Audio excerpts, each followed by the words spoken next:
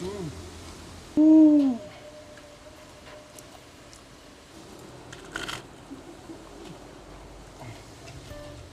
good afternoon. For today's video, halina't samahan nyo kami para tikman ang napakalaki, napakalutong at talaga namang umuusok-usok pa na bagong luto ng lechon baboy ng Drell's Lechon na located sa Aguinaldo Highway, Anabo, Imus, Cavite. At yun na nga po, sinugod na namin mismo yung kanilang tunan dito sa Imus, Cavite para makita kung gaano ba kadami ang nililechon nila araw-araw. At pagpasok nga namin dito, ito ang bumungad sa amin. Talaga namang matatakam ka sa dami ng nakahilerang lechon dito. Pula-pula at talaga namang nakakaakit kumurot ng kapirasong balat, pero syempre mamaya na. At kung naghahanap kayo ng lechon, lalo na ngayong Burr months, pwede kayong umorder sa kanilang FB page. Iba-iba ang sizes ng lechon nila. Meron silang whole lechon na nagsisimula sa 15 kg na good for 20 to 25 persons hanggang sa pinakamalaki nila na 50 kg na good for 90 to 110 persons. Mapapawaw ka talaga sa laki. Grabe, ang dami nang pwedeng mapakain nun ha.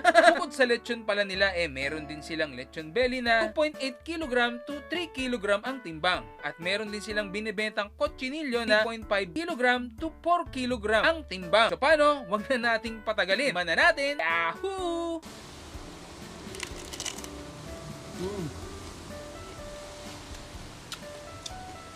Native na native.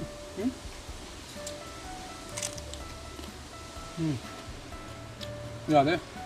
Sausaw natin kay Mang Tommy. Yan.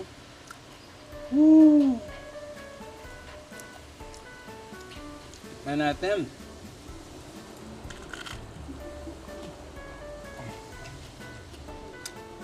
Grabe.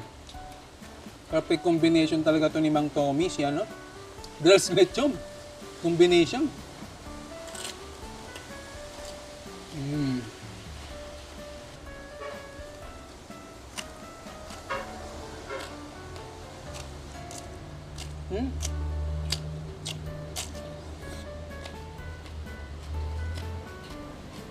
Unstoppable yung crispiness.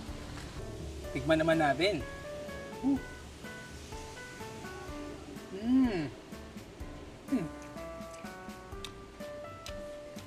Pag kumain ka na lechon, yung mismong laman,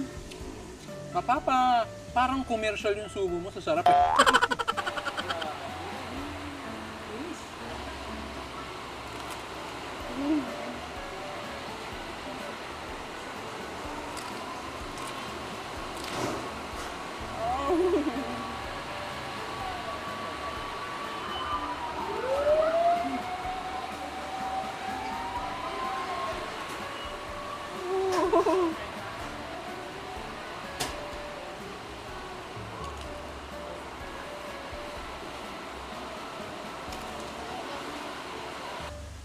There's lechon.